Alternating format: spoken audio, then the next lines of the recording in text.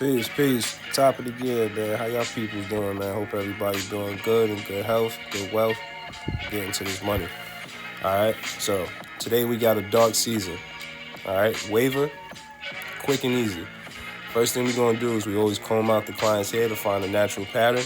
After we find a natural pattern, next thing we're gonna do is gonna grab that closed clipper and start that taper line. All right. The reason I always like to do a taper line is simple because 9 times out of 10, that taper line, you're gonna bring that right up to where that do-rag line is usually created, and that separation is already there. So it just looks like a smoother transition, a smoother haircut when you do it like that. All right. So once you identify your wave pattern, next thing you're gonna do is like I said. All right. So I'm gonna chime back in time to time and just give you some points and just tell you exactly what I'm doing.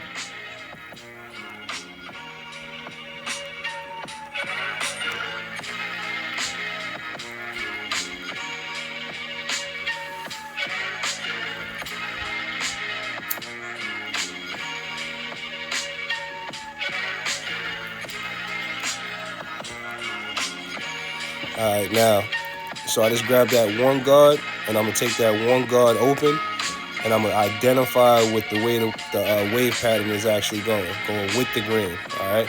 Some waves you can go against the grain, but that also depends on the client's preference. If a waver truly has waves and he has a different type of texture or a close crop texture or his texture can handle it, you can go against the grain with a really big guard to really get everything nice and even to go before going with the grain, and the waves won't go nowhere. All right. But in this case, I'm just gonna go with the grain with this one guard open to identify everything. All right. Just make sure you're careful at the top of the crown, because when you're at the top of the crown, you want to make sure that you're using that guard open to give yourself a little bit of leeway and a little more space to make sure that you don't create any gaps at the top of the client's crown. It's very important.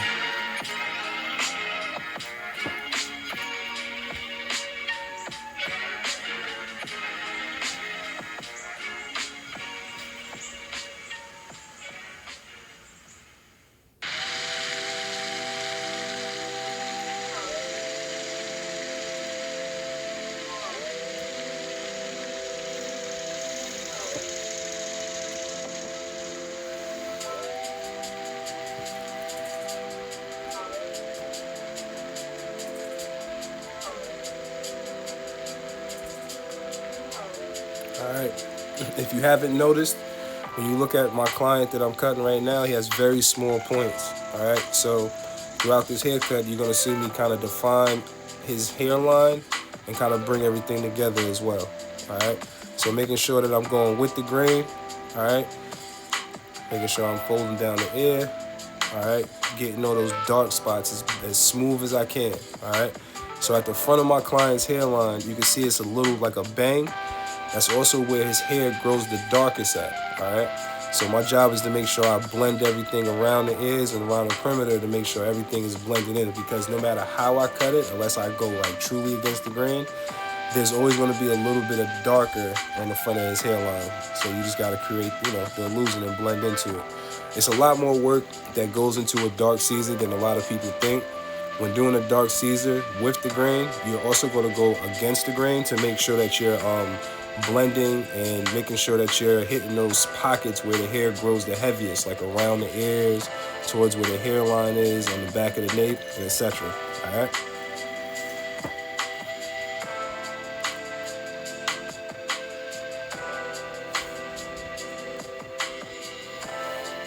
I ain't gonna fuck. These tools is a good vibe. All right. Next thing I'm gonna do is I'm gonna grab that 1 1/2 guard, and I'm gonna start going against the grain where that nape is. All right. So not only am I fighting the actual wave pattern of the client, I'm also fighting where that do-rag line is that naturally sits where it separates the hair. So I try to always make sure to tell my clients, try not to tie your do-rag so tight. All right. You can wear like paws, like a boo cap, or MMB is gonna be coming out with those caps soon. All right. So you can also use those. We're gonna have the satin lining in that too. Shameless plug, but it's coming out soon. Yeah. So I'm gonna use that 1 1/2, then I'm gonna transfer that down to that one guard, and then I'm gonna just start blending down. All right. You can see like pockets where that do-rag line actually truly separated, but you want to make sure that you're constantly combing. Some people like to use the brush. I prefer to comb because I can place the hair a lot better instead of pushing the hair. All right, so say if I wanted to comb a certain section in a pocket where the hair was kind of fighting me, it's easier for me to grab and identify those individual strands. All right, so now you see me working that way. I'm gonna go with the grain with that one guard as well. All right, because I want to fight those pockets of darkness. All right, those pockets of darkness is what I want to fight with going with the grain. So you're gonna see me go against it sometimes. I want to go with it just to smooth everything and give me a nice blended transition.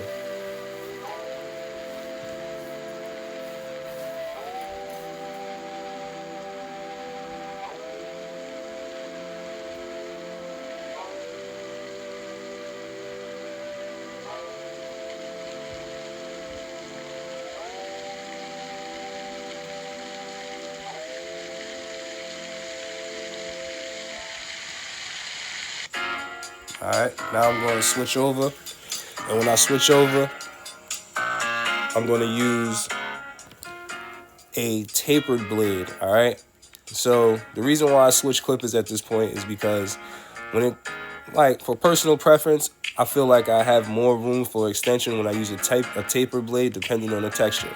Now, if I use a fade blade, certain pockets I can't go into, and I have to chip a little bit more, and it's just a little more tedious. So I like to switch into use that taper blade. That gives me that full extension so I can actually get the blend how I want to. And then if I feel like it's actually needed at the end, I'll go back to that fade blade because I can now stay in the pockets where that fade blade is truly allowed. All right, as you can see, now the same thing I did at the back of the nape, I'm going to do around the sides and around the ears to fight those dark spots. All right, the majority of the time you go with the grain is never an even cut. All right, you got to make sure that you blend and do little small things that are unbeknownst to the client, but not giving them an actual taper, but you just tapering into the actual hair, so those dark spots become more noticeable.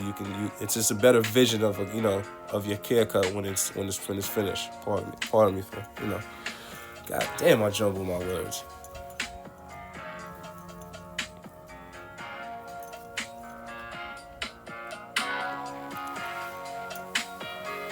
What you do on one side, you always gotta do on the opposite side. Create that balance.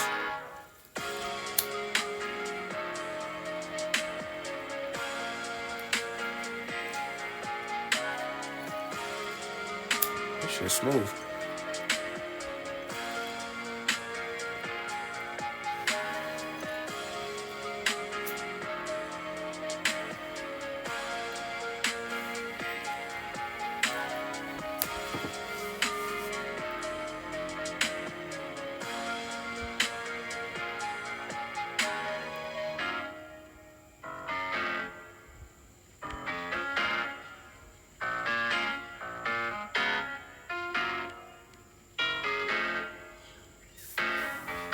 As you can see right in the front, he still has that bang. That's where he has, like, I guess you want to call it like an eddy, where his hairline goes all the way. So I want to make sure I cut that eddy off if you don't like the eddy. All right, I'm going to go with the grain right here. Make sure everything is nice and smoothed out. All right, you see how that crown came together? Even though he had those two swirls, you got to make sure you identify which way that hair is falling. All right, and it's setting up, make sure everything is nice and smoothed out, and as even as possible as you can get with the grain. All right.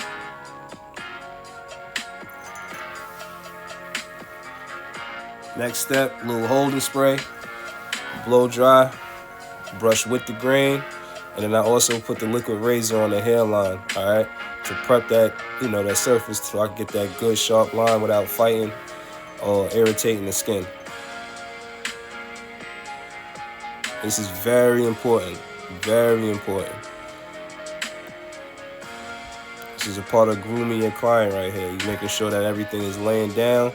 Because you don't want your client to go home, he's going to wash his hair and he get ready to brush his hair. You want to make sure it still look the same. All right, I'm going to start right at the nape. All right. So sometimes, depending on the client's texture of hair, all right there I was kind of fighting with the line. So I was like, all right, I'm going to go to my good old faithfuls. All right, my Babe Blisses. They loud, but they cut. All right, so you see how I get a little bit of line at the bottom of the nape. I'm gonna make sure I go around the ear.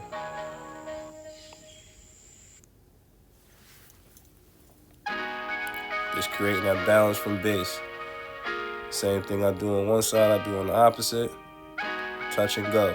All right, that's what happens when you prep clients actually, that surface for that line. This is like the most important part. I always tell my students, man, you give out a choppy fade, man. Sometimes the cut ain't completely all, in the pocket. But if your line is money, I'm guaranteeing you, your client will always sit in your chair. All right. So now I'm gonna get ready to create the line. Let me adjust my camera. All right. I'm gonna start right from my bottom to create that A point. Then I'm gonna create the top of that little B point. All right, small things I do like that with the trimmers just to knock off any hair that I might see overlapping that I could just knock out right away. All right, so now I'm gonna create that C. Always making that pendulum go back and forth to be able to create that line how you need that pocket to be. All right, if you notice, I'm lightly stretching the client's skin towards the blade as I'm going through it to make sure that I'm getting all the hair. And then I'm constantly combing. The reason why I'm constantly combing is because I want to kill any overlap that I see actually blocking the shine of my actual hairline. All right. So just always remember, the first time you hit the line, it ain't gonna be perfect. You're gonna actually create that line. It's like you etching on the pencil. It's like you're sketching. All right. That's why you want your trimmers to be fine-tuned so you can just tap and go. All right. Always combing, constantly combing. You're going to see that ABC come right together.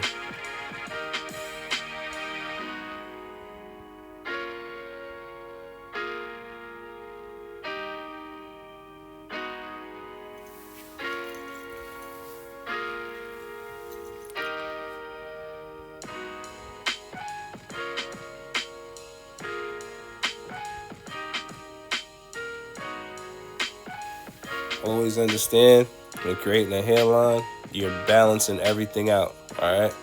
So now my client's points are very small, right? So I can't make the top of my point where that bottom of that B point too high. So what I do is I create that balance in that actual C cup that gives it the definition. So that now when I take off the front of where that edge, you see how that peak of his hairline, when I get ready to take that off, I still have room at the bottom of my B points so that when I create that line, it gives it a natural balance. So it's not like I'm overshadowing for any type of points. Start right from that front.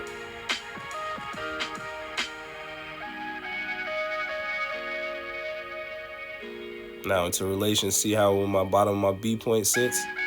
Into relation where his actual line is going to be. Now if I would have took that point up more, I would have had to go into his hairline more, which I don't want to do. All right, always hitting the line back and forth, constantly combing.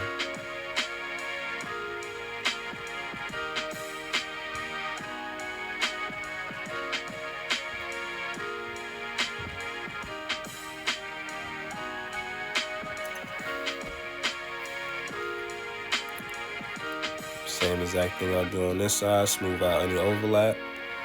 Knock off right from where that peak of his hairline is to create it.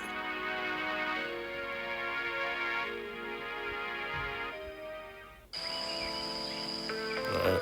Every time I comb, I'm combing towards the hairline so that any hair that's behind it, I can actually, knock off, or I'll be able to put into that hairline, all right? Because remember, when your client goes home and they get ready to brush their hair, that's what they're going to be doing. They're going to be pulling everything forward.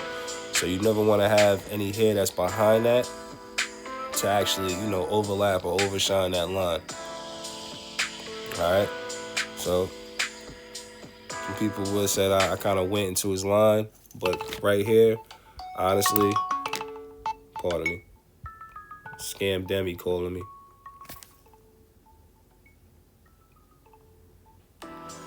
All right. So actually in that part, you want to make sure that you don't go too much into the hairline. All right. So now I'm going to add a little light enhancements, but I already have his line. just to give it a little more pop.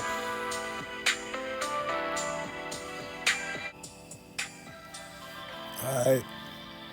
So bet right after that, you're gonna jump right into your razor, bringing everything out, making that line pop even more. All right. And that's pretty much it, man. You know, quick dark Caesar. Client's always happy. All right. You made sure that everything came out smooth. There's a good transition and blend towards the actual hairline.